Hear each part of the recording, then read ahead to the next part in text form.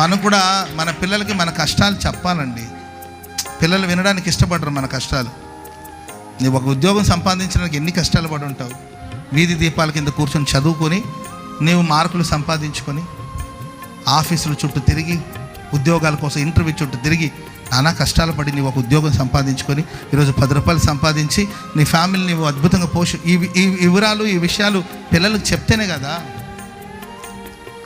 ఒక వ్యాపారం ప్రారంభించడానికి చిన్నగా 20,000 రూపాయలతో 10,000తో లేకపోతే ఒక 2-3 వేల రూపాయలతో ప్రారంభించిన వ్యాపారం ఈరోజు గొప్పగా మారింది. ఆ గొప్పతనం చూస్తున్నారు, కానీ నీవు ఫ్రమ్ ద బిగినింగ్ పడిన కష్టాలు, ఆ కష్టాలలో ప్రభు నిన్ను నడిపించిన మార్గాలు, ఆ కష్టాలలో ప్రభు నీతో తోడుగా ఉన్న అనుభవాలు పిల్లలకి చెప్పగలుగుతున్నారంటే చెప్పలేరు కొంతమంది.